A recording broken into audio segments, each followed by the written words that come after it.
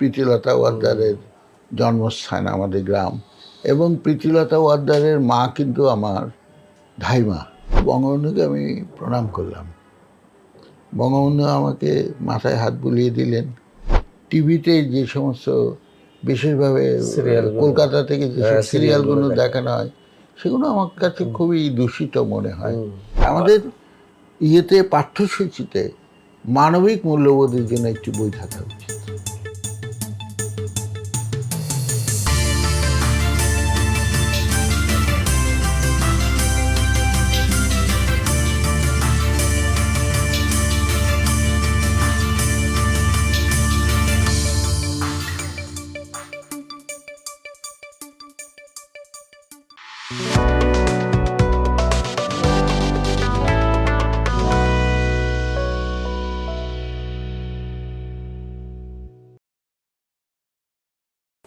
প্রিয় দর্শক, অনেক অনেক প্রীতি এবং শুভেচ্ছা জানাচ্ছি। আজকে এমন একজন ব্যক্তিত্বের সঙ্গে কথা বলবো, তার নামের আগে বিশেষণ দিতে আমি একটু দ্বিধাবোধ করছি।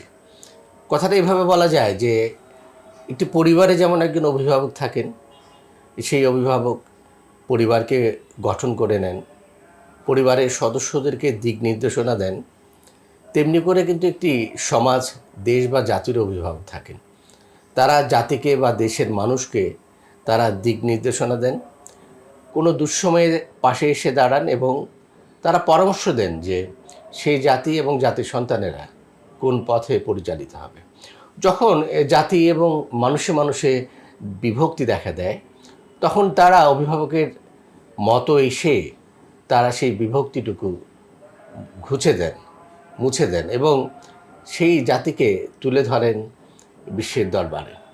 ডক্টর অনুপম সেন আমার সঙ্গে আছেন। স্যার, আপনাকে নমস্কার। নমস্কার।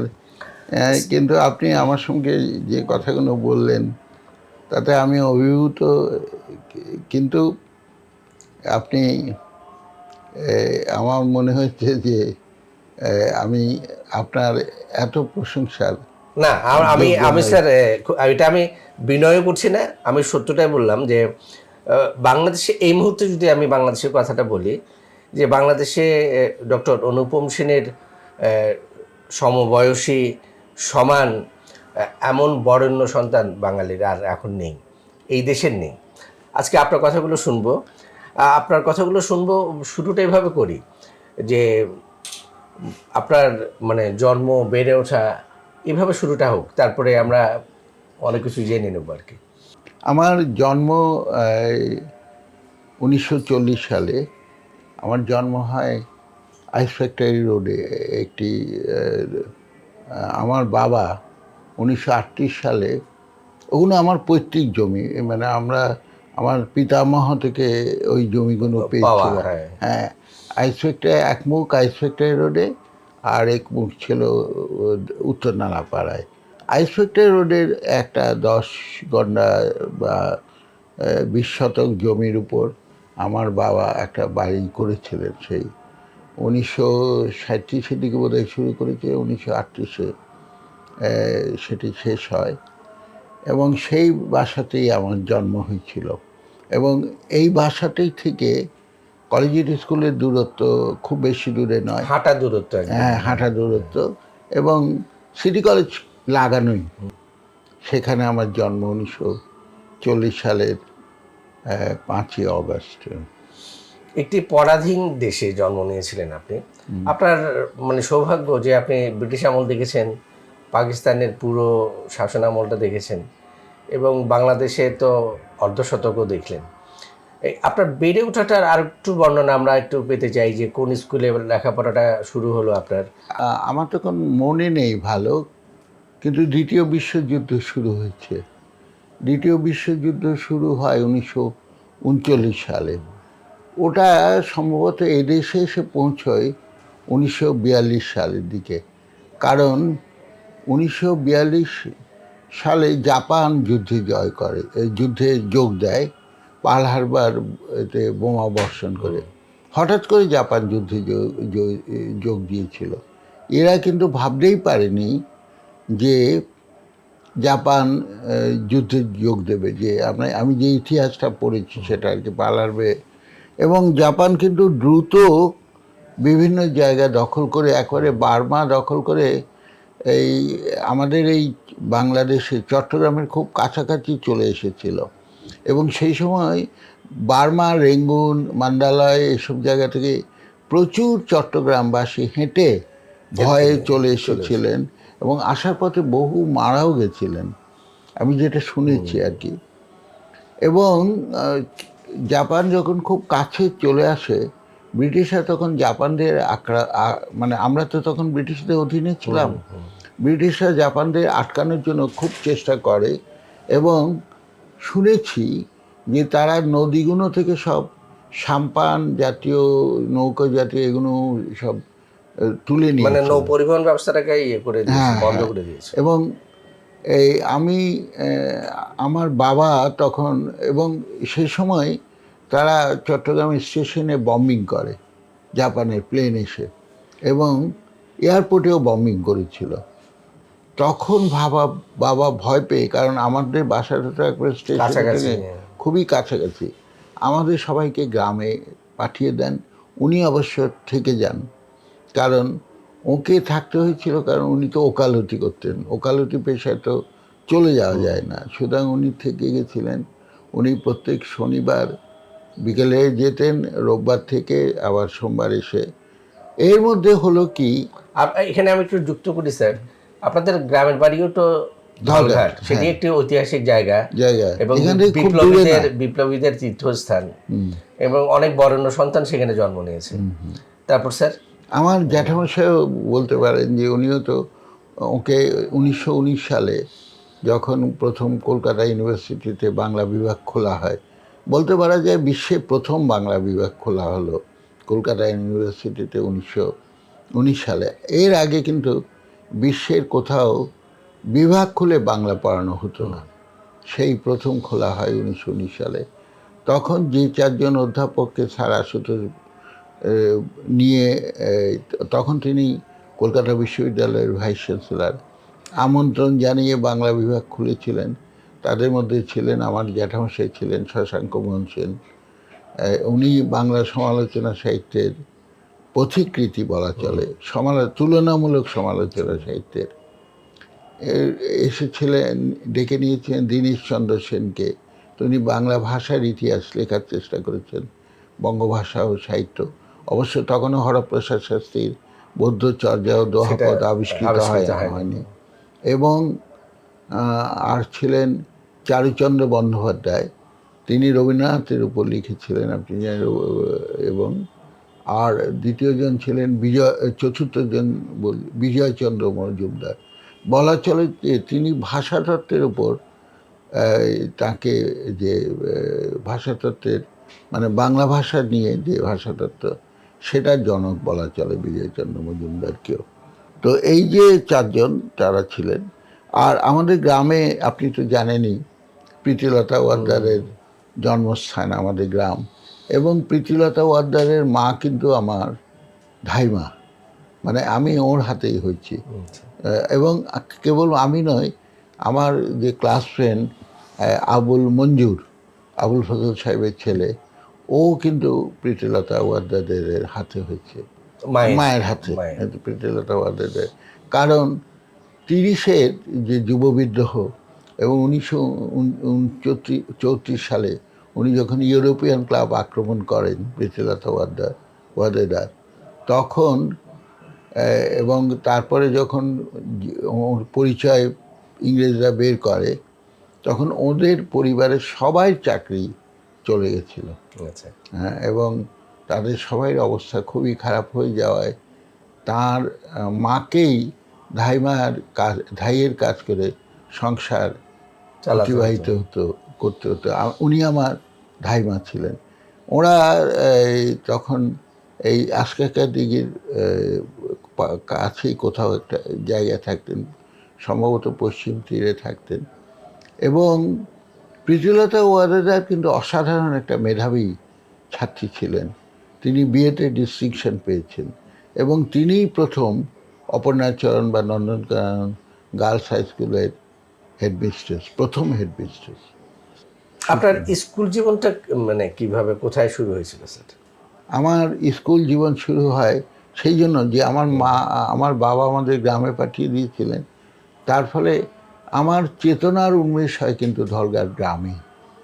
এবং আমার কেবলমাত্র চেতনার উন্মেষই হয়নি, আমাকে প্রথম স্কুলে সম্ভবত ক্লাস 1 বা 2-তে ভর্তি করিয়ে দিয়েছিলেন বাবা ধলঘাট স্কুলে। আচ্ছা, ধলঘাট স্কুলটাও আমার জ্যাঠামশাইয়ের প্রতিষ্ঠিত, মানে ওর সঙ্গে আরও কয়েকজন লোক ছিলেন, তাদের প্রতিষ্ঠিত। ওটিও বোধহয় প্রতিষ্ঠিত হয় 1917 বা 18 সালে, 17 সালেই বোধহয়, 1917 কি 16 সালে। শতবর্ষ পেরিয়ে গেছে সেটা। 7 বর্ষ পেরিয়ে, হ্যাঁ 7 বর্ষ উদযাপন হয়েছে বেশ হয়েছে। কিছুদিন আগে। তারপরে আপনি বলছিলেন যে কলেজিয়েট স্কুল আপনাদের হাঁটা দূরত্বে, দোনোটাই স্কুল আপনাদের, আপনি মিউনিসিপ্যাল স্কুলে পড়লেন। এরপরে কিন্তু একটা সময় গেছে হলো এই 1948-এ আমার বাবা মারা যান। গ্রামে যেই উনি মারা গেছিলেন, উনি তখন তো অনেকের মধ্যস্বত্ব ছিল, মধ্যস্বত্ব জমি ছিল কিছুটা, ওদেরও আমার পৈতৃক সূত্রে বাবাদেরও ছিল। তো উনি গ্রামে গেছেন, কিন্তু ওর সঙ্গে ওই কিছু ওই ধান টান পাওয়ার যেটা আর কি প্রতি বছর বা ইয়েতে এরকম কিছু একটা ব্যাপারে উনি গ্রামে গেছিলেন। সেদিন সরস্বতী পুজোর দিন ছিল, 22শে ফেব্রুয়ারি যতটুকু মনে পড়ে, 1948 সালে 21শে বা 22শে ফেব্রুয়ারি উনি গেছিলেন। তারপর ওখানে তিনি হঠাৎ করে ওই স্ট্রোক, মানে মাথায় স্ট্রোক হয়ে আক্রান্ত হন। আমরা খবর পাই শহরে খবর পেয়ে এখান থেকে ডাক্তার নিয়ে গেছিল, কিন্তু বাবা সারভাইভ করেননি আর কি। এবং ওখানেই ওর দাহ হয়। এই তারপর আবার আমরা শহরে ফিরে আসি। আপনার তখন বয়সটা কত হবে? আমার বয়স তখন 8। মানে একদম শিশুকালে আপনি বাবাকে হারিয়েছি। তার মানে আপনার মা আপনার আমাদের মায়ের অভিভাবকের হ্যাঁ দায়িত্বটা পালন করেছেন। হ্যাঁ হ্যাঁ, তারপর আপনার শহরে চলে আসলেন এবং স্কুলে ভর্তি হলাম। এবং ভর্তি হওয়ার পরে 1950-এ আমার মা আবার আমাদের পাঠিয়ে দিয়েছে, আমাকে আর আমার বোনকে পাঠিয়ে দেন কলকাতায়। কলকাতায় আমার এই আপন মামা ছিলেন, আচ্ছা, ওই অমিয়ভূষণ, অমিয় অমিয়কান্তি সেন ওর নাম ছিল, আমার আপন ছোট মামা। উনি সেন্ট জেভিয়ার্সের কেমিস্ট্রির শিক্ষক ছিলেন। আচ্ছা, এই সময় আপনারা দেখবেন যে জামাল নজরুল ইসলামও কিন্তু একই সময় কিন্তু এই সেন্ট জেভিয়ার্সে পড়ছেন। ওর বাবাও ওকে কলকাতায় পাঠিয়ে দিয়েছিলেন সেন্ট জেভিয়ার্সে, একই সময় দেখতে পাই আমি। তো উনি সেন্ট জেভিয়ার্সের ছাত্র হিসাবে পড়াশুনো করতেন। উনি তো আমাদের থেকে বয়সে বড় ছিলেন। আর আমি আমার মামার তত্ত্বাবধানে পড়াশোনার জন্য আমাকে আর আমার ওখানে পাঠানো হয়েছে। ইকে স্যার এই এবং 47 সালে আমার দিদি ইয়েতে ভর্তি হয়েছিলেন, এই যে রোকেয়ার প্রতিষ্ঠিত যে স্কুল, সেই প্রসিদ্ধ সাকাওয়াত মেমোরিয়াল গার্লস স্কুল, সেখানে আমার দিদিকে ভর্তি করে দেওয়া হয়। স্যার 47-এ যে দেশভাগটা হলো, এটা নিয়ে অনেক কথা আছে, এটা এখন আমরা প্রসঙ্গটা তুলব না। তো এইটুকুটু বলি যে দেশভাগের ফলে এখান থেকে বিপুল সংখ্যক সংখ্যালঘু, বিশেষ করে না, হিন্দু আমি সম্প্রদায়। আরেকটা কথা বলি আপনি ওটার উত্তর দেওয়ার আগে, যে 1953 সালে যখন প্রথম পাসপোর্ট শুরু হচ্ছে, এটা বঙ্গবন্ধু জাতির জনকের যে অসমাপ্ত আত্মজীবনী, সেখানে উনি লিখেছেন যে 1953 সালে পাসপোর্ট হওয়ার ফলে ওই ওয়েস্ট পাকিস্তান থেকে যাওয়া আসাটা ওদের প্লেনে, মানে প্রথম দিকে উনি ওটাকে খুব একটা বিঘ্ন হিসাবে দেখেছেন আর কি। হঠাৎ করে কেন দুটি দেশের মধ্যে পাসপোর্ট প্রথা চালু হলো। আমি যেটা বলতে চেয়েছিলাম সেটি হচ্ছে 47-এর দেশভাগটা অনেক ক্ষত সৃষ্টি করেছে এই উপমহাদেশে, সেটা যাচ্ছি না, কিন্তু এটি বলি যে প্রচুর সংখ্যালঘু, বিশেষ করে হিন্দু সম্প্রদায়ের মানুষকে দেশ ত্যাগ করে চলে যেতে হয়েছিল। সেটি একটি বড় মানবিক বিপর্যয় তৈরি করেছিল এই অবিভক্ত সেই সময় বাংলা এবং পাঞ্জাবে। এই সে সময় আরেকটি সংকটও তৈরি হয়েছিল যে আসলে শিক্ষা বিস্তারে তো হিন্দু ও, মানে একটা প্রাধান্য ছিল তাদের স্কুল প্রতিষ্ঠা থেকে শুরু করে পাঠদান পর্যন্ত। মানে তখন কি আসলে শিক্ষাক্ষেত্রে একটি বড় ধস নেমেছিল যে অনেক শিক্ষকও এই দেশ ছেড়ে ভারতে চলে গিয়েছিলেন। আপনারা কি সে কারণে সেন্ট জেভিয়ার্সে গিয়েছিলেন নাকি কোনো নিরাপত্তা সেন্ট জেভিয়ার্সে আমি কিন্তু পড়িনি, কারণ আমার যারা ছোট মামা সেন্ট জেভিয়ার্সের শিক্ষক ছিলেন। আচ্ছা, ওনার বাসায় থেকে আপনি পড়েছেন? আমার বাসায় থেকে আমি যাতে, আমরা তো ছোট ছিলাম, তো সেই জন্য মা চেয়েছিলেন যে আমরা ভালোভাবে মানে একজন মানে শিক্ষকের শিক্ষকের তত্ত্বাবধানে নেন। তত্ত্বাবধানে পড়াশোনাটা করি। কিন্তু 1953 সালে যখন দু দেশের মধ্যে পাসপোর্ট হলো, প্রথা। তখন মা বাধ্য হয়ে আমাদের এখানে নিয়ে এসেছেন। আচ্ছা। এবং নিয়ে আসায় আমি মনে করি সেটা আমার জন্য একটা পরম মানে ইয়ে হয়েছে, ভালো হয়েছে। কারণ এই জন্য যে আমি কিন্তু কলকাতায় ভালো বোধ করিনি। আচ্ছা। 3 বছর ছিলাম, আমার কাছে আমি একটু বখাটেই হয়ে গেছিলাম বলা চলে, যে ছোট বয়সে বখাটে, কারণ কাছে পার্ক সার্কাস পার্ক ছিল, সে ফটিকের মতো, মানে রবীন্দ্রনাথের সে ফটিকের মতো হয়েছিল। সারাক্ষণ ওখানে খেলতেই ভাল লাগতো, যে ইয়ে জায়গা, উন্মুক্ত জায়গা, অনেক খেলার জায়গা। মানে স্কুল থেকে কোনো মাস এসে বইগুলো ছুঁড়ে মেরে ওখানে দৌড়তাম, সেটা যে পরবর্তীকালে করিনি। খেলার প্রতি আপনার একটা বড় দুর্বলতা, এবং আপনি খেলার প্রতি খুব অনুরক্ত ছিলেন। এখানেও আপনি প্রচুর খেলেছেন। এই যে আপনার বাড়ির কাছে এই যে স্টেডিয়ামটা, আমার বাড়ির কাছে না, সেই দূর থেকে এখন যেখানে, তো এটি একটু জানি আপনার খেলার সেই পর্বটা, আপনার খেলার সাথীরা কারা? হ্যাঁ, আমার খেলার সাথী অনেকে ছিলেন, অনেকে আজকে নেই। আমার বিশেষভাবে মনে পড়ে আমার খেলার সাথী ছিলেন জামাল সিদ্দিকী। আমি আর ও ওপেন করতাম আমাদের টিমের পক্ষে ওয়ান্ডারার্স ক্লাবে, এবং ও আমার খুব ঘনিষ্ঠ বন্ধু ছিল। হঠাৎ করে মানে ম্যাট্রিক পরীক্ষা দেওয়ার পরে ওর বাবা এখানে অন্য জায়গা থেকে ছিলেন, সম্ভবত ওর বাবা ছিলেন কুষ্টিয়ার। আচ্ছা। তারপরে উনি ওর আমার ওই বন্ধুর একজন বড় ভাই ছিলেন, মহসিন ওর নাম ছিল। ওর সঙ্গে আমার ইয়ে ছিল, পরিচয় ছিল, কিন্তু খেলতাম বেশি জামালের সঙ্গে আমরা। এবং আমাদের সঙ্গে আশফাক ছিল, আশফাক খুব ভালো ফাস্ট বোলার ছিল। ও কিন্তু জাতীয় টিমে মানে ইয়ের যে ইস্ট পাকিস্তানের জাতীয় টিমে সে খেলেছে, ইস্ট পাকিস্তান 11-এ। আমি ইস্ট পাকিস্তান যে 11-এ খেলতে পারিনি, কারণ আমি ততটুকু উঠতে পারিনি, আমি 16 জনের মধ্যে ছিলাম। মানে ক্রিকেটটা তখনও অনেক জনপ্রিয় হয়েছিল। হ্যাঁ, এখানে আমরা আমাদের যে আসল ম্যাচগুলো সেগুলো কিন্তু তখন এই স্টেডিয়ামে হতো। এই স্টেডিয়ামের নামটা এখন তো Aziz, M A Aziz stadium. M A Aziz. তখন এই একজন পাকিস্তানি ইয়ের নামে ছিল, পাকিস্তানি আমলার নামে, আমি সেটা ভুলে গেছি। নিয়াজ স্টেডিয়াম, হ্যাঁ, নিয়াজ স্টেডিয়াম। হ্যাঁ, নিয়াজ স্টেডিয়াম। দেশ স্বাধীন হওয়ার পরে এটার নাম হয় এম এ আজিজ স্টেডিয়াম, কিন্তু আগে এটার নাম ছিল নিয়াজ স্টেডিয়াম।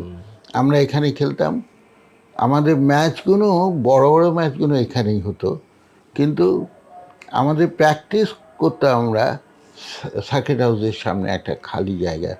এখানে আমাদের সঙ্গে অনেকে ছিলেন, আমাদের সঙ্গে আবুল মঞ্জুরের বাসায়, মানে আবুল ফজল সাহেবের বাসায় আমাদের ক্রিকেটের সরঞ্জামগুলো রাখতাম, কারণ আবুল মঞ্জুর কাছে বলে। আর আমাদের সঙ্গে জামাল আহমেদ বলে আরেকজন খেলোয়াড় ছিলেন, তারপর আতাউর রহমান খান কাইসারও খেলতো। আমরা আপনার স্কুল জীবনের পরে আপনি কলেজটা কোথায় করলেন স্যার?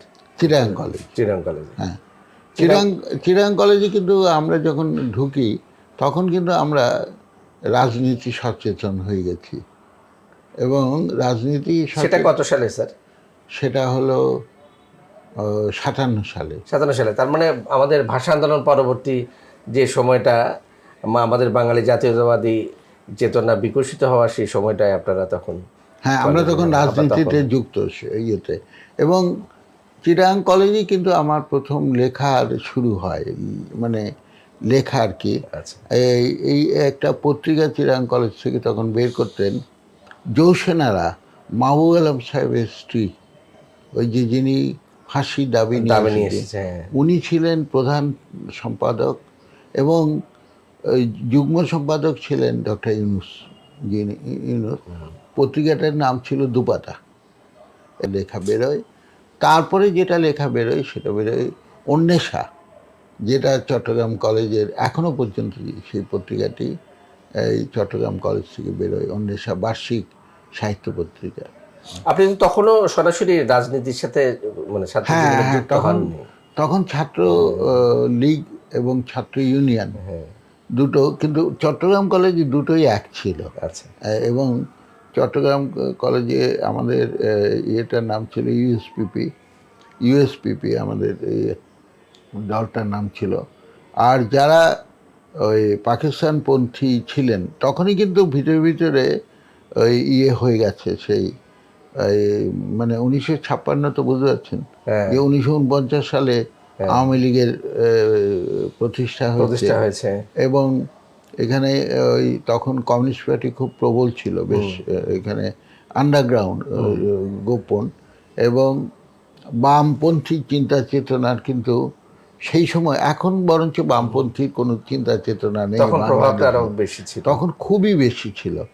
কারণ তখন যে সোভিয়েত সমাজতন্ত্র বিশ্বের বহু দেশকে, বহু মানুষকে উদ্বুদ্ধ ভয়ানকভাবে উদ্বুদ্ধ করেছিল। এবং কিন্তু যে কোনো কারণে হোক আজকে সেটি আমি বলবো যে বাংলাদেশে তার কোনো প্রকাশিত দেখছি না আমি।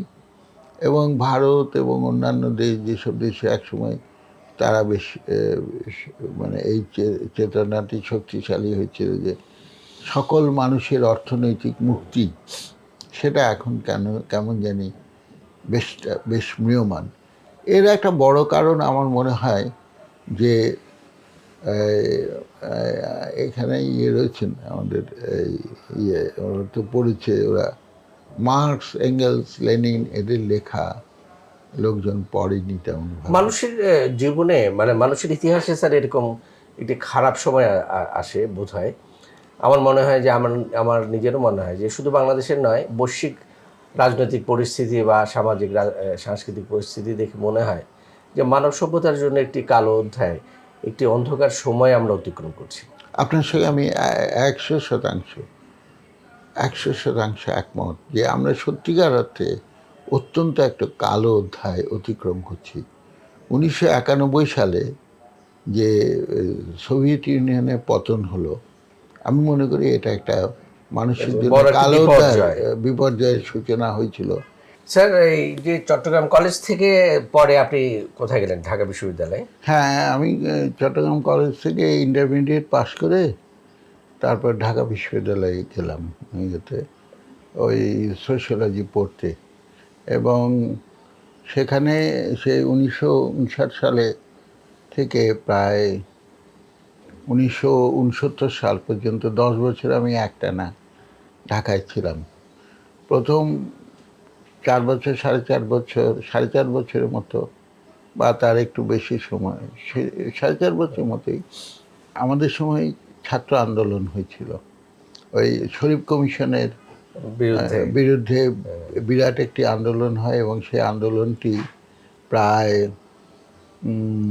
6 মাসের উপরে, এবং বিশ্ববিদ্যালয়ে হল টল আমরা যেখানে থাকতাম সব বন্ধ ছিল বহুদিন ধরে।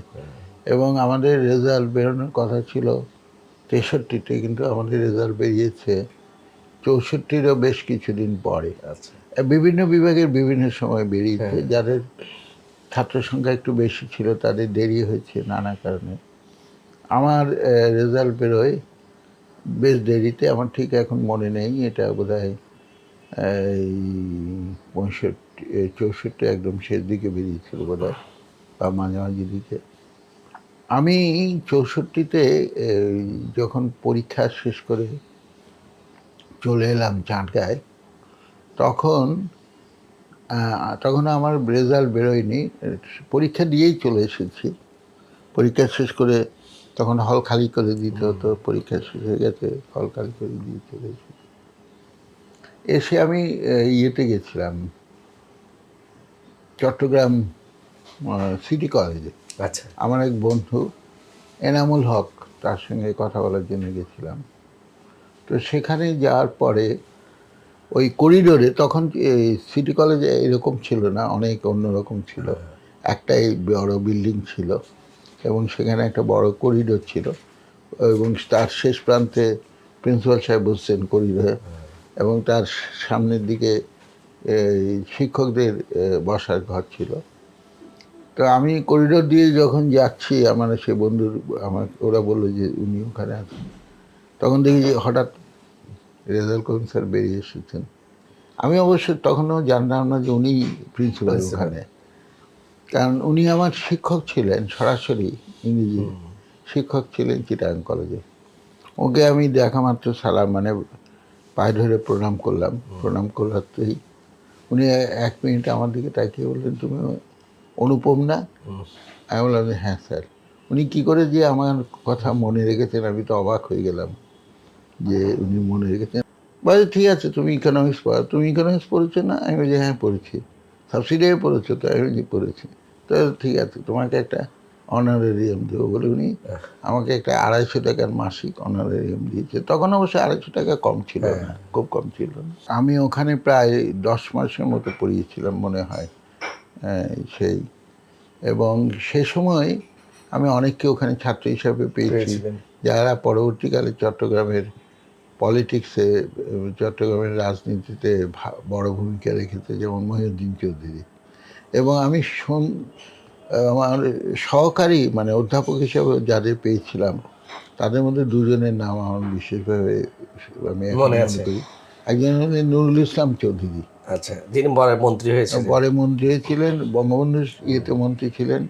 এবং পরে মুশতাক, উনি আমাকে যা বলেছেন এবং আসলেই আমি সেটি সত্যি মনে করি, বন্দুকে নল দেখিয়ে ওকে জোর করে মন্ত্রী বানিয়েছিলেন। এই জন্য উনি ওকে পরবর্তী জীবনে ভীষণ বিমর্ষ দেখেছে এবং পরে উনি রাজনীতি থেকে সরে গিয়েছিলেন, সক্রিয় রাজনীতি আর করেননি। আরেকজন শামসুদ্দিন চৌধুরী, ওর নামটা আমি ভুলে যাচ্ছি, উনিও খুব আমোদে লোক ছিলেন। উনি ইকোনমিক্সে ছিলেন, আমি যে বিষয়টা পড়াতাম সেখানে।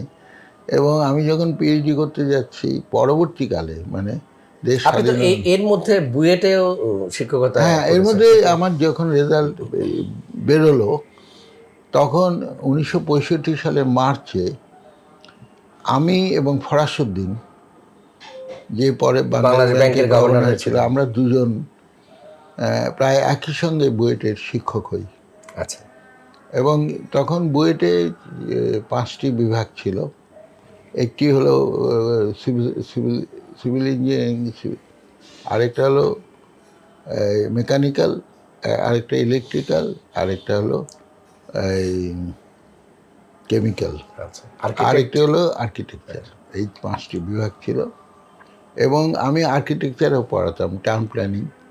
ওই বিভাগটি যিনি খুলেছিলেন, ওর নামটা এই মুহূর্তে আমার মনে পড়ছে না, ইউনেস্কো থেকে এসে। বুয়েট থেকে আপনি আবার ঢাকা বিশ্ববিদ্যালয়ে, আবার যখন আমার নিজের বিষয় যেহেতু সোশিওলজি, আমি ওখানে তো সোশিওলজি পড়াতাম ইঞ্জিনিয়ার্সদের। তো আমি আমার ছাত্রদের পড়ানোর জন্য যখন সুযোগটা পেলাম, ঢাকা বিশ্ববিদ্যালয়ে যখন অ্যাডভার্টাইজ করলো এবং আমাকে আমার শিক্ষক প্রফেসর এ.কে নজরুল করিম বললেন যে তুমি অ্যাপ্লাই করো, তখন আমি সেখানে অ্যাপ্লাই করলাম। এবং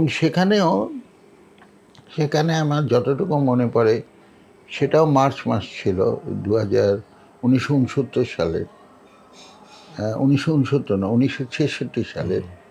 আমি 65 থেকে 66 1 বছর পড়িয়েছি বুয়েটে। 66 থেকে 69 পর্যন্ত আমি 3 বছর ছিলাম ঢাকা বিশ্ববিদ্যালয়ে। এর মধ্যে অবশ্য কিছুদিন আমি বিদেশেও ছিলাম, ইংল্যান্ডেও ছিলাম, মাস 3-4 আমি পিএইচডি এনরোল করেছিলাম। কিন্তু 69 সালে যখন আমি আমার সেই ক্রিসমাসে বন্ধে এসেছি, নিউ ইয়ারের বন্ধে এসেছি, তখন আমার শিক্ষক নাজমুল করিম, উনি আমাকে খুবই স্নেহ করতেন এবং উনি একজন অসাধারণ শিক্ষকও ছিলেন। উনি আমাকে বললেন যে দেশের অবস্থা খুবই খারাপ, তুমি এখন যেও না। আমি 69 সালে যখন চিটাগাং ইউনিভার্সিটিতে সোশিওলজি খুললো, আগে পলিটিক্যাল সায়েন্স খুলেছে, তারপর সোশিয়োলজি খুলেছে, এবং পলিটিক্যাল সায়েন্স এবং একটা একটা করে বিষয় খুলছে এই চিরাং ইউনিভার্সিটিতে। চিরাং ইউনিভার্সিটির প্রথম যাত্রা শুরু হয় 1966 সালে। বাংলা, ইংরেজি, সম্ভবত ফিজিক্স এবং হিস্ট্রি, এই চারটি দিয়ে বিভাগ দিয়ে বিষয় দিয়েই খোলা হয়েছিল। এখানে কিছু ভুল থাকতে পারে, তবে বাংলা ইংরেজি যে হয়েছিল এবং হিস্ট্রি নিশ্চয়ই। এবং এই 1969 সালে এবং তার আগে পরে করে আমরা ঢাকা বিশ্ববিদ্যালয় থেকে বেশ কিছু শিক্ষক, আমার মনে হয় 17-18 জনের বা তার চেয়েও কিছু বেশি সংখ্যক ঢাকা বিশ্ববিদ্যালয় থেকে চট্টগ্রাম বিশ্ববিদ্যালয়ে যোগ দিয়েছিলাম, এবং আমরা প্রত্যেকে একটা করে প্রমোশন পেয়েছিলাম। এই যে তখন কিন্তু শিক্ষকদের, ইউনিভার্সিটি টিচারদের প্রমোশন পাওয়া খুব দুরূহ ব্যাপার ছিল। যেমন একটা পোস্টের জন্য যদি অ্যাডভার্টাইজ করা হয়, ধরা গেল যে অ্যাসিস্ট্যান্ট প্রফেসরের জন্য অ্যাডভার্টাইজ করলো ইউনিভার্সিটি, তখন কিন্তু সেটা ওপেন টু অল। আমি অ্যাসিস্ট্যান্ট প্রফেসর, আমি অ্যাসোসিয়েট প্রফেসর হতে চাই, Chittagong university associate professor post advertise করবে পত্রিকায়, সেখানে কিন্তু খালি যে আমি করব, অ্যাপ্লিকেন্ট হব তা নয়, বাংলাদেশের সবাই যে কেউ হতে পারে, এমনকি বাইরে আছেন যারা বাংলাদেশের বা এমনকি যারা বিদেশি, তারাও পর্যন্ত অ্যাপ্লিকেন্ট করার সে সময় সুযোগ ছিল। তার ফলে একজনের মানে প্রমোশনটা খুব দীর্ঘ, মানে খুব কষ্টসাধ্য ছিল। তখনও পর্যন্ত আমরা আমাদের বিশ্ববিদ্যালয়গুলো ব্রিটিশ সিস্টেম ফলো করছি। তখন বলা হতো লেকচারার, সিনিয়র লেকচারার, রিডার আর প্রফেসর। এখন কিন্তু সেটা বলা হয় না, এখন বলা হয় lecturer, assistant professor, associate professor, professor.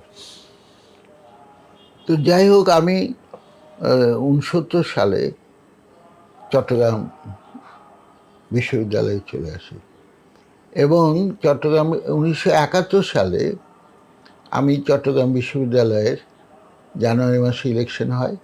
সেই ইলেকশনে আমি চট্টগ্রাম বিশ্ববিদ্যালয়ের শিক্ষক সমিতির সাধারণ সম্পাদক নির্বাচিত হই। আমি হারিয়েছিলাম, তার কথাও আমার মনে আছে, তার সঙ্গে পরে আমার হৃদয়তা ছিল,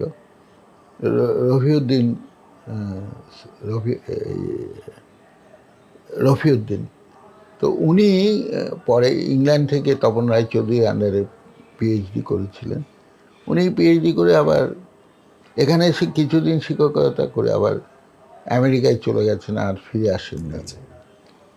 তো আমার সঙ্গে যারা এসেছিলেন তাদের মধ্যে আনিসুজ্জামান, শামসুল হক, রশিদুল হক, তারপর এই আমি এসে এখানে ঠিক জাফর সাহেবকে পেয়েছি, আবু জাফর। উনি এখন ঢাকা বিশ্ববিদ্যালয় থেকে রিটায়ার করেছেন, উনিও চলে গেছেন। তারপর মাহবুব তালুকদার, আমি যখন এখানে অ্যাসিস্ট্যান্ট প্রফেসর মাহবুব তালুকদার তখন বাংলা লেকচারার ছিলেন। এবং উনি 71-এর পরে আর বাংলাদেশ চট্টগ্রাম বিশ্ববিদ্যালয়ে যোগ দেয়নি। উনি ডেপুটি সেক্রেটারি হিসেবে বোধহয় যোগ দিয়েছিল, ওই প্রশাসনে চলে যান। উনি আর শিক্ষকতায় ফিরে আসেননি। এই যে পিরিয়ডটা, এবং এই সময় আমরা 1971 সালে, তো 1969-এর সেই গণ অভ্যুত্থান থেকে শুরু করে মুক্তিযুদ্ধ পর্যন্ত তো অনেক সারা দেশ উত্তাল বলা চলে। এবং 1971 সালে আমরা চট্টগ্রাম বিশ্ববিদ্যালয় শিক্ষক সমিতির তত্ত্বাবধানে এই লালদিঘির ময়দানে 7 দিন ধরে একটি হয়েছিল, সভা হয়েছিল। প্রতিদিন বিকেল 4-5টার দিকে এই সভাটি শুরু হতো, 5টাতে শুরু হতো। তার আগে একটা র্যালি হতো।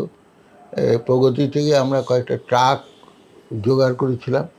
সেখানে ডক্টর কামাল ই খানের একটা ভূমিকা ছিল। আমি শুধু গেছিলাম কামাল ই খানের সঙ্গে। উনি তৎকালীন প্রগতির মালিক, আমাদের ইকোনমিক্সের অধ্যাপিকা, তার হাজবেন্ড, তার নামটা এখন মনে পড়ছে না, তার থেকে চেয়ে বেশ কয়েকটি ট্রাক উনি জোগাড় করেছিলেন, যেগুলো দিয়ে আমরা ছাত্রদের এবং অন্যান্যদের নিয়ে আমরাও মাঝে মাঝে থাকতাম। ওই চট্টগ্রাম শহর র্যালি প্রদক্ষিণ করে করতেন। অসহযোগ আন্দোলনের কথা বঙ্গবন্ধুর সেটা প্রচার করতাম। এবং আমরা প্রায় 7 দিন ধরে ওই চট্টগ্রাম এই লালদিঘির ময়দানে সভা করেছি। এবং এই আমাদের সঙ্গে চট্টগ্রাম কলেজেরও কয়েকজন শিক্ষক যোগ দিয়েছিলেন। তখন তো মমতাজ স্যার, হ্যাঁ, ও মমতাজ সাহেব, হ্যাঁ, উনি মুখ্যত চট্টগ্রাম নাটকগুলোর ব্যাপারে ওনার একটা বড় হ্যাঁ, উনি আমাদের সঞ্চালক ছিলেন। যদিও আমি সেক্রেটারি ছিলাম, আমি এটা ওর হাতেই দিয়ে দিয়েছিলাম। উনি বয়সে আমার থেকে বড় ছিলেন, সিনিয়র ছিলেন। সেই জন্য আমি বললাম, উনি যখন স্বেচ্ছায় আমাদের সঙ্গে এসে যোগ দিয়েছেন, তখন সঞ্চালনার ভাবটা ওর হাতেই দিয়ে দিয়েছিলাম। উনি সঞ্চালক হিসাবে কাজ করছেন। এবং আনিস স্যার লিখেছেন যে উনি এই লালদিঘির ময়দান থেকে সোজা চলে গেছিলেন, ইয়েতে চলে যান আর ফিরতে পারেনি, ওই মুক্তিযুদ্ধ ওপারে চলে গেলেন। আসলে আনিস স্যার একটা ভুল করেছেন। উনি গেছিলেন প্যারেড ময়দান থেকে। আমাদের শেষ সভাটি হয়েছিল প্যারেড ময়দানে। প্যারেড ময়দানে যখন আমাদের সভাটি চলছিল এবং একটা নাটক, যেখানে ওই সোয়াত জাহাজে সবাই ওখানে গিয়েছিল, হ্যাঁ, সোয়াত জাহাজে থেকে তখন খবর এলো অস্ত্র খালাস হচ্ছে, সবাই সেখানে দল বেঁধে চলে গেল। আমাদের মিটিংটা শেষ হয়ে গেল। তারপরের দিনে অবশ্য আমরা আগ্রাবাদ রোডে আমি, জাফর সাহেব এবং আমরা অন্যান্যরা করেছিলাম, ওই কি বলে এটাকে, ওই পিকেটিং, যাতে কোনো কিছু না চলে, যাতে আসলে তখন নির্জন ছিল, আসলে কোনো কিছুই চলছিল না, একবারে সম্পূর্ণ নির্জন ছিল। এবং আমরা এক পর্যায়ে তখন তো সামনেই রেডিও অফিস, সেই রেডিও অফিসে ঢুকলাম। ঢুকে আমরা তখন আমার বন্ধু আবুল মঞ্জুর সেখানে ছিল, প্রোগ্রাম প্রডিউসার হিসাবে ছিল, আমাদের বেলাল চৌধুরী, ওরা আমাদের খাওয়ালেন টাওয়ালেন, চাটা খাওয়ালেন, ইয়েটাই করলেন, ওই ইয়েটা বাইরে বসে ওই সবার ইয়েতে আর ওগুলোকে কী বলে, লবিতে নয়, বাইরে একটা জায়গা, খোলা জায়গাটা বসে চাটা খেলাম, এটাই করলাম। এর মধ্যে আমরা আজাদিতে গেলাম। আজাদিতে যে দোতলায় কি 3 তলায় দেখে, আমার ঠিক এখন মনে নেই, একটা লম্বা বেঞ্চ ছিল। সেই বেঞ্চে বঙ্গবন্ধুর স্বাধীনতার ঘোষণাগুলো সাইক্লের স্টাইল কপি ছড়িয়েছিল। তার থেকে কয়েকটা আমাদের জাফর সাহেব পকেটে ঢুকিয়ে নিলেন। আমি বললাম, এগুলো নিয়ে কী করবেন? বলে, যেগুলো ঐতিহাসিক দলিল। ও তখনই এইটা করেছে, আমার মাথায় কিন্তু সেটা ঘটেনি। বলে যে এটার মূল্য আছে। এর পরের ঘটনা হলো যে এই চট্টগ্রামে যুদ্ধ চলল, চট্টগ্রাম আক্রান্ত হলো ওই ক্যান্টনমেন্ট থেকে ওদের সৈন্যরা, পাকিস্তানি সৈন্যরা, এবং ওইদিকে ঢাকা থেকে পাকিস্তানি সৈন্যরা এলো, প্লেন এলো, বম্বিং হলো, নানা কিছু হলো। এর মধ্যে দিয়ে সেই মানে শেষ পর্যন্ত 27 তারিখের 29 তারিখের দিকে, আর 29 তারিখের দিকে 27 তারিখ পর্যন্ত এখানে মেজর রফিকের নেতৃত্বে একটা প্রতিরোধ গড়ে তোলা। মেজর রফিক ওটা ভেঙে যায় এবং চট্টগ্রাম শহরের পতন আসন্ন হয়ে ওঠে। এই কাছারি পাহাড় থেকে গুলি চলছিল, বিভিন্ন জায়গায় গোলাগুলি চলা শুরু হলো। তখন আমি আমার শ্বশুরমশাইরা ছিলেন, ওরা আন্দরকিল্লা মোড়ে একটা বাসায় থাকতেন, নিজস্ব বাসায়, আমার মামার শ্বশুরদের বাসায়, সেখানে ওরা থাকতেন। ওরা এলেন, আমার শাশুড়িও তখন ছিলেন। ওরা শুদ্ধ আমার স্ত্রী, আমার মা, সবাই মিলে আমার তখন মেয়েটাও 1 বছরের বয়স, ওকে শুদ্ধ নিয়ে আমরা গেলাম কানুনগোপাড়া, ওদেরই বাড়িতে। আচ্ছা, ওদেরই বাড়িতে যে উঠলাম। এরপর ওখানে থেকে বোধহয় 13, 14, 15 কোন সময় মনে নেই, এপ্রিলে কোনো একটা সময়ে আমরা চলে গেলাম। তখন আর কালুরঘাট ব্রিজ দিয়ে বেরোনোর কোনো উপায় ছিল না, কারণ কালুরঘাট ব্রিজের দুপাশে, এক পাশে পাকিস্তান সৈন্যরা এইদিকে উত্তরের দিকে, আর দক্ষিণে এরা চেষ্টা করছিল, আপ্রাণ চেষ্টা করছিল যাতে পাকিস্তানি সৈন্যরা কালুরঘাট ব্রিজটা অতিক্রম করতে না পারে। আমার শ্বশুরমশাই, তারই একজন অনেক পরিচিত পরিচালক, তাকে দিয়ে তাঁর শ্বশুর বাড়িতে পাঠিয়ে দিলেন আমাদের। ওর জায়গাটার নাম এখন মনে পড়ছে না, এখন কিছুই মনে পড়ে না। যাই হোক, আমরা নৌকোয় করে ওই দিক দিয়ে কালুরঘাট ব্রিজ থেকে অনেক দূরে উত্তরে একটা নৌকো ভাড়া করে নৌকোয় উঠলাম। নৌকোটা আমাদের অনেক দূরে নামিয়ে দেবে, মানে ইয়ে দিয়ে এই নৌকো করে উত্তরে যে কোথাও একটা জায়গায় নামিয়ে দেবে, সেটা ওই পরিচারকটা জানতো, সে আমাদের সঙ্গে ছিল। তো যাওয়ার সময় আমার খুবই কষ্ট হয়েছে দেখে যে নদীতে বেশ কিছু মৃতদেহ ভেসে যাচ্ছিল, এবং এই দৃশ্য আমি জীবনে কখনো দেখিনি, এবং এই দৃশ্য আমি কখনো ভুলবও না, যে মৃতদেহ ভেসে যাচ্ছে, মানে বোঝা যায় যে এদের হত্যা করা হচ্ছে আর কি, যে ভেসে যাচ্ছিল। সে কাদের আমি জানি না, সেটা আমাদের বাঙালিও হতে পারে, অবাঙালিও হতে পারে, জানি না, মৃতদেহ ভেসে যাচ্ছিল। তো আমরা অনেক দূরে উত্তরে নামলাম। উত্তর থেকে যখন নেমেছি তখন কিন্তু আমরা কিন্তু ওই আমাদের যে চট্টগ্রাম বিশ্ববিদ্যালয়ের শিক্ষকরা, তারা কিন্তু সোজা উত্তর দিক দিয়ে চলে গেছে, আমরা কিন্তু এদিক দিয়ে ঘুরে গেলাম, এবং যে উত্তরে নেমে আবার আমাদের দক্ষিণে আসতে হলো মদনা ঘাট পর্যন্ত।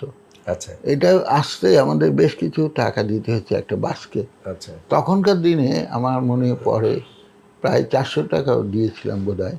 ওই সামান্য একটু অংশ, সে ভয়ে আসতে চাইছিল না, শেষের ইয়েতে কোনো মতে এসে আমাদের নামিয়ে দিয়ে সে তাৎক্ষণিক গাড়ি ঘুরিয়ে চলে গেল উত্তরের দিকে। যে আমরা নেমে ওখান থেকে ইয়ে নিয়ে ওই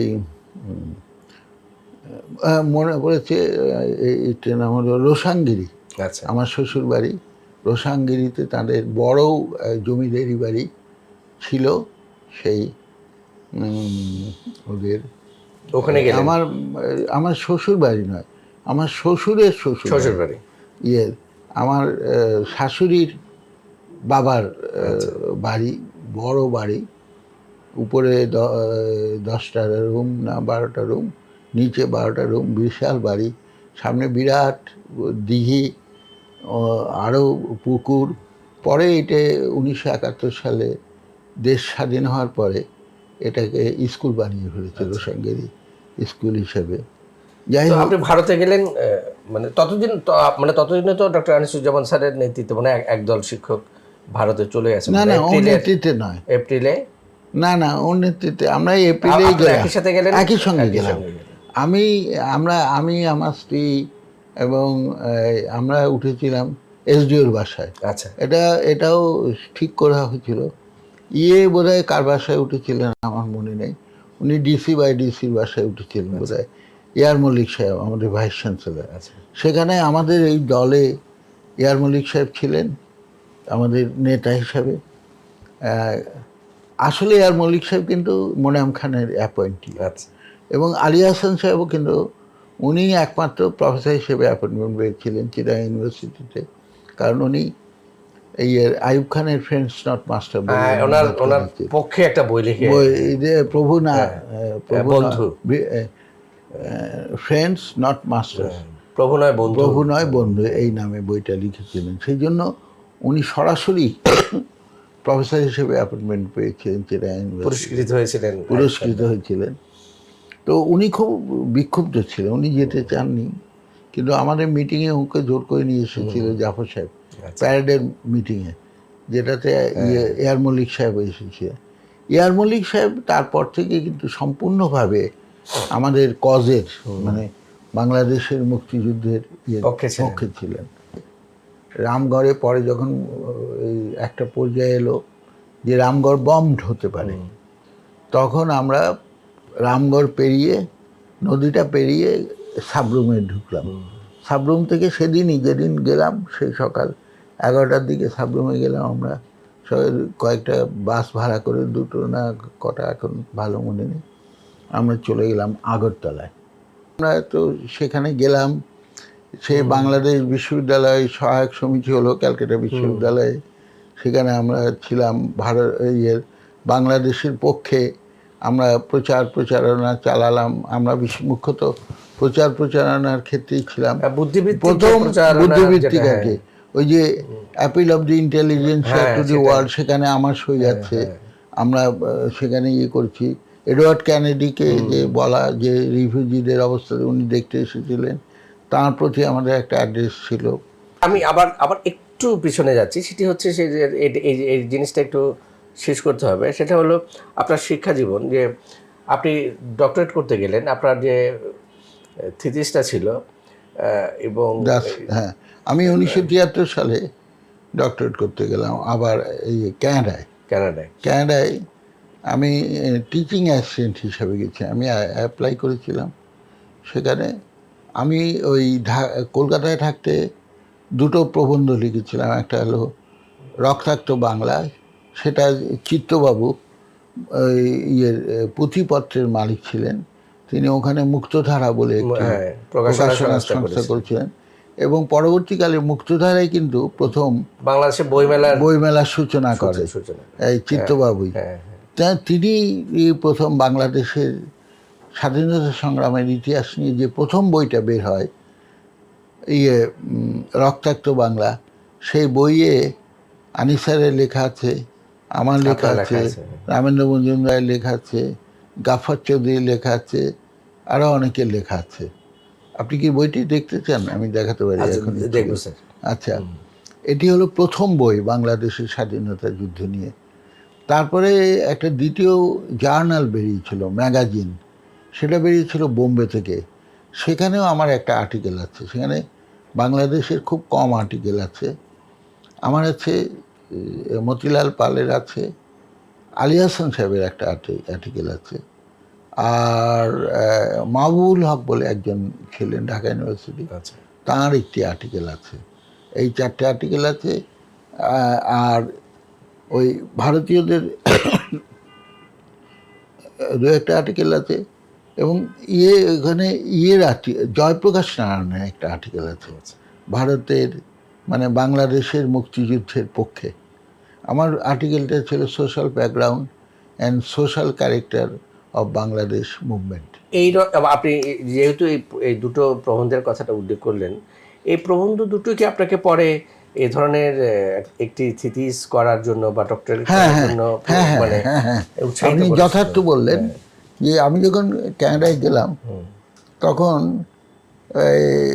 আমার সুপারভাইজার এবং আমি এখানে সোজাসুজি পিএইচডিতে অ্যাডমিশন পেয়েছিলাম। আচ্ছা, কিন্তু ওরা বলল যে আপনাদের ওখানে তো 16 বছর আপনি পড়েছেন। তখন আমাদের 3 ইয়ার্স অনার্স ছিল, এখন তো 4 ইয়ার্স অনার্স। তো 3 ইয়ার্স অনার্স বললো যে আপনি তো ঢাকা ইউনিভার্সিটি থেকে 3 বছরে অনার্স করেছেন, 1 বছরে এমএ করেছেন। এর আগে আপনি 2 বছর ইন্টারমিডিয়েট আর 10 বছর করেছেন।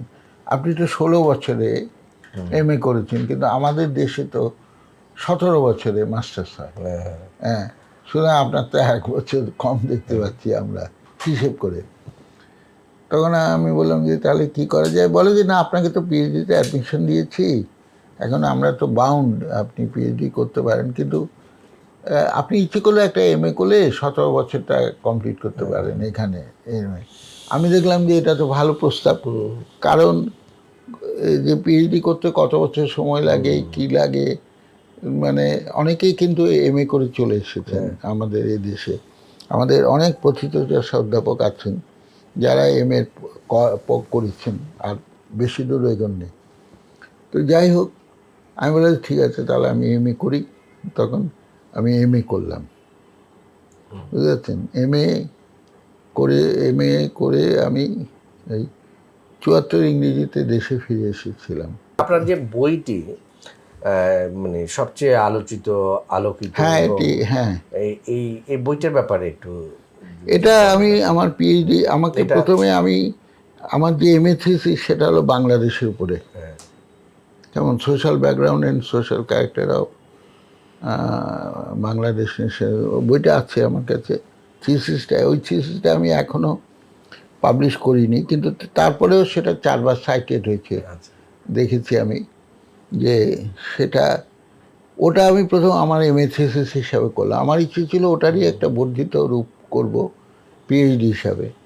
কিন্তু আমি যখন পিএইচডিতে উত্তীর্ণ হলাম, আমার সমস্ত ওই কোর্স ওয়ার্ক শেষ করে এবিডি হলাম, অল বাট ডেজার্টেশন। ওখানে কোর্স ওয়ার্ক করতে হয় পিএইচডির জন্য। ইংল্যান্ডের মতো নয় যে খালি থিসিস করে পিএইচডি হবে, বা আমাদের দেশের মতো নয়, ভারতের মতো নয়। ওখানে অনেক কোর্স ওয়ার্ক করতে হয় নর্থ আমেরিকায়। এমএতেও করতে হয়, পিএইচডিতেও করতে হয়। কোর্স ওয়ার্ক করে যখন আমি কম্প্রিহেন্সিভ পাস করে এবিডি হলাম, অল বাট ডেজার্টেশন, তখন আমার যে সুপারভাইজার যারা হলেন, নতুন সুপারভাইজার, এমএস যারা ছিলেন তারা নয়, তিনি আমাকে বললেন, আমি যখন ওকে আমার প্রপোজাল দিলাম আমি কিসের উপর থিসিস করবো, বাংলাদেশের উপর, বাংলাদেশের আর্থসামাজিক বিশ্লেষণ করব আমি, এই ধরনের একটা হেডিংটা এখন আর আমার মনে নেই, মানে টাইটেলটা কি টাইটেল দিয়েছে। উনি তখন বললেন যে তুমি তো একই জিনিস করতে চাইছো, তুমি তো মেমেতে একই জিনিস করো, এটাকে তুমি না হয় ফুলে একটু দিয়ে করে, কিন্তু জিনিসটা তো একই, এটা তো গ্রহণ করা যায় না। তখন আমি ভাবলাম, ভেবে তখন ওই এখন যে থিসিসটা যেটা রাউটলেজ থেকে পাবলিশ হয়েছে সে 1982 সালে, সেটা লিখলাম। আমি 8 মাস মানে ঘোরের মধ্যে ছিলাম ওইটি যখন লিখছিলাম, যে আমি মানে বলা যায় যে এক ধরনের ইন্সপিরেশন কাজ করে না, সেই ধরনের কাজ করেছিল। এটা নিউ মার্কসিস্ট পার্সপেক্টিভ দিয়ে আমি লিখেছিলাম। এটা ডেভেলপমেন্টের উপরে মুখ্যত, ডেভেলপমেন্ট, এটা এখন ডেভেলপমেন্ট ইকোনমিক্সও পড়ায়। এটা তো পৃথিবীর 128 ইতিমধ্যেই 128 জন এটাকে সাইট করেছেন, মানে বিশ্বের এখানে বাঙালি বা আমাদের এই উপমহাদেশের লোক খুব কম, বেশিরভাগই কিন্তু বিশ্বের লোক। তারা 128 বার সাইটেড হলে একটা বই, 15 বার সাইটেড হলেই একটা বই সেটাকে খুব গুরুত্বপূর্ণ বই হিসাবে বিবেচনা করে। আমারটা 128 বার সাইটেড হয়েছে, এবং গুগলে সার্চ করলে আমার নাম দিয়ে গুগল স্কলারে পাশে একটা পড়ে স্টার মার্ক আছে, ওটাতে টিপ দিলেই কারা কারা সাইট করেছে সেইটা পুরোটা বেরিয়ে যায়। এবং এটা তো অনস্বীকার্য যে এই যে না হলে পৃথিবীর এত বিখ্যাত ইউনিভার্সিটিগুলো এটাকে রেফারেন্স বই হিসেবে, দিল্লি ইউনিভার্সিটিতে এটা 4টে সাবজেক্টের রেফারেন্স হিসেবে ছিল। স্যার, একটা বিষয়ে যেটা জানতে চাই সেটা হচ্ছে আমরা মানে আলাপচারিতায় আমাদের এই সেশনের বাইরে আমরা কথাটা বলছিলাম যে মেধা পাচারের যে বিষয়টা আমরা বলি, যে এখন অর্থ পাচার হয়, এটির বিপজ্জনক হচ্ছে আমাদের মেধা পাচার। অনেক মেধাবী ছেলেরা দেশের বাইরে গেলে আর ফিরে আসে না। কিন্তু আপনি গেলেন, আপনি ওখানে ডক্টরেট করলেন, পিএইচডি করলেন, এবং আপনার অপার সম্ভাবনা ছিল সেই সব দেশে শিক্ষকতা করার, ওখানে থেকে যাওয়ার। আপনি থাকলেন না,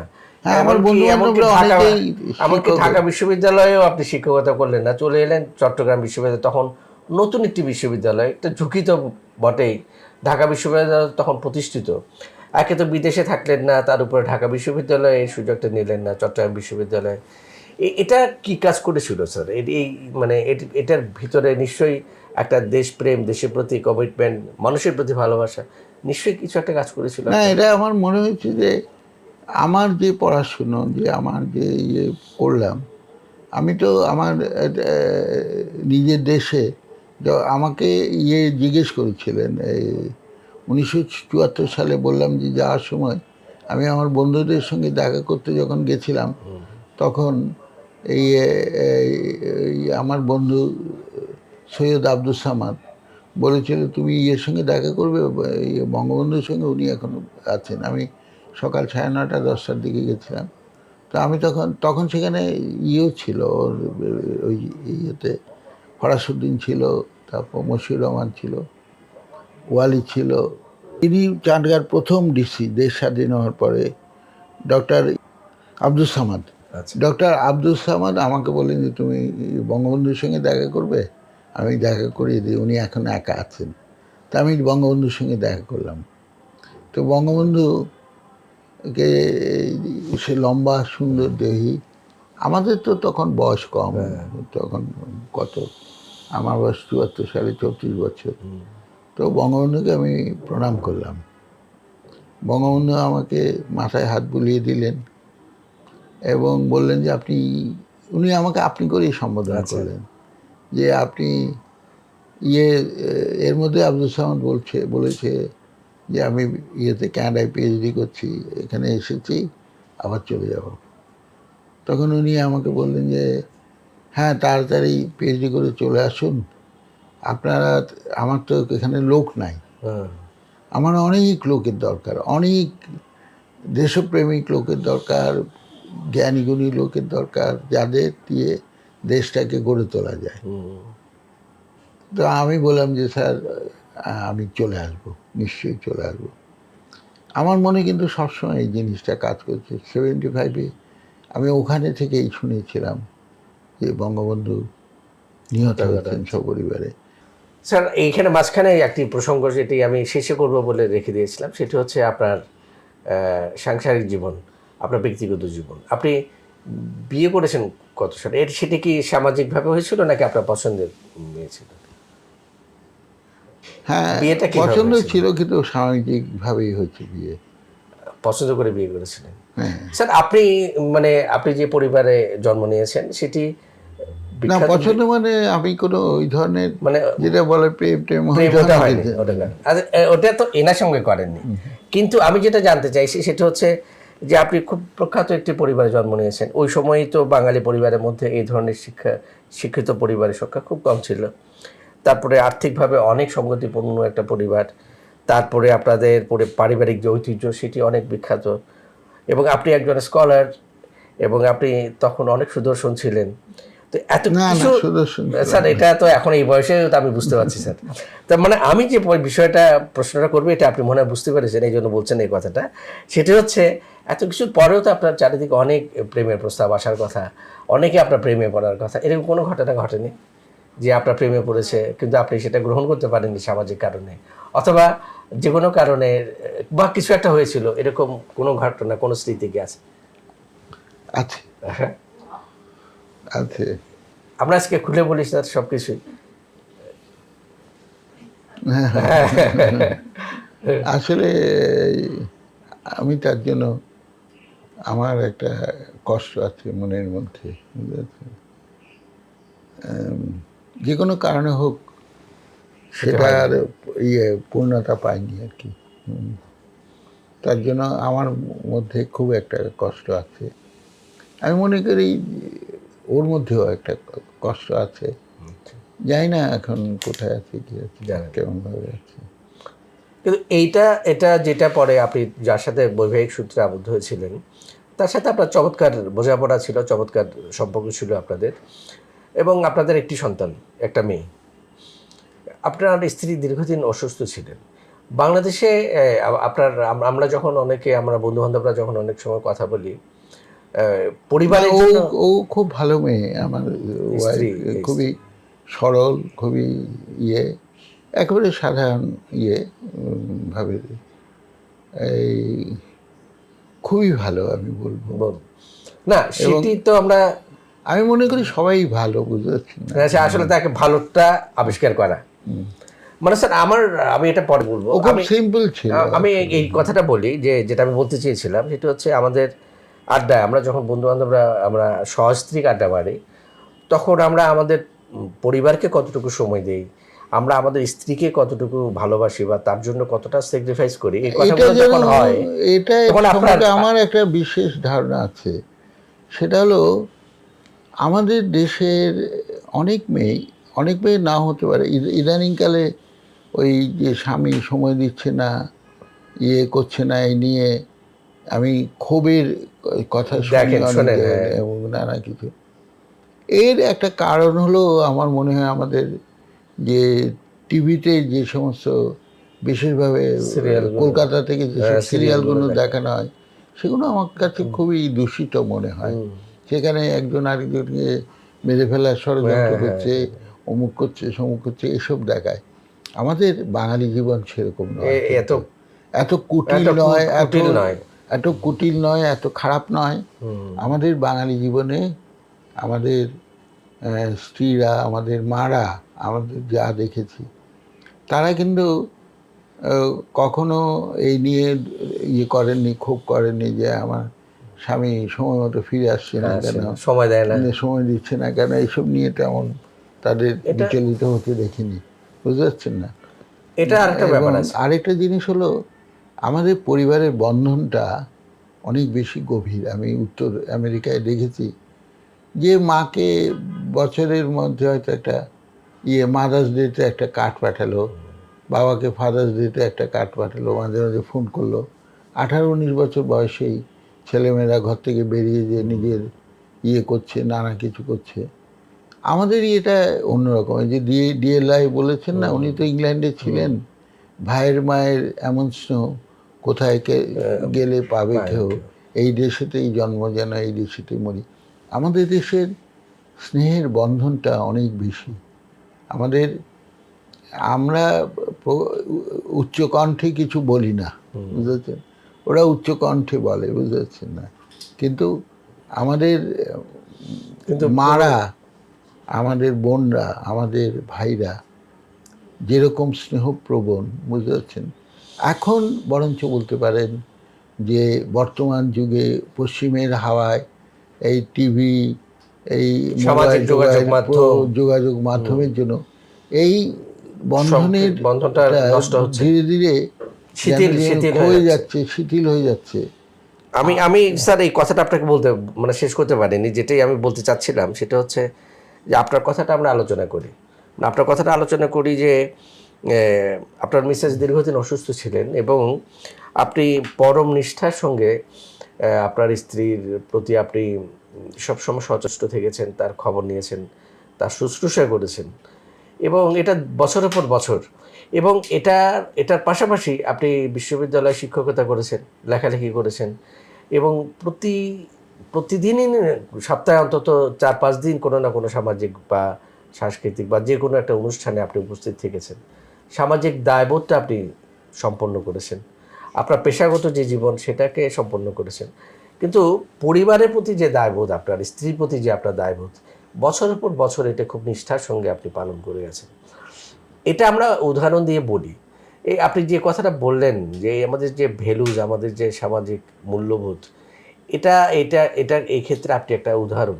যে মানুষটি নিজেকে খুব বঞ্চিত মনে করতো, যে সে মনে করেছে একজন নারী, মনে করতো যে তার কোনো মূল্য নেই, স্বামী সন্তানের জন্য রান্নাবান্না করা, অপেক্ষা করা এবং তাদের সাথে কোনো অনুষ্ঠানে যাওয়াটা ছাড়া তার আর কোনো কাজ নেই। কিন্তু একদিন উনি নিজেকে আবিষ্কার করলেন যে সামাজিক যোগাযোগ মাধ্যমে তার কোনো স্ট্যাটাস হয়তো 200 মানুষ লাইক করেছে। এটা হতে পারে, কিন্তু এটারও মূল্য আছে। যেমন আপনি যদি খালি আপনার স্ত্রীকে বা খালি ঘরের মধ্যে বেঁধে রেখে দেই এবং আপনি সমস্ত কিছু জীবনে সব কিছু উপভোগ করছেন, স্ত্রীকে নিচ্ছেন না, সে খালি ঘরে ছেলে মেয়েদেরই খালি বড় করছে আর অমুক করছে, সেটাও ঠিক না। সেটা বঞ্চনা, বড় ধরনের বঞ্চনা। কারণ তিনি তো একজন ব্যক্তি, তার যে ব্যক্তি সত্তা, তাকে তো মূল্য দিতে হবে, তাকে আপনাকে গভীরভাবে ভালোবাসতে হবে।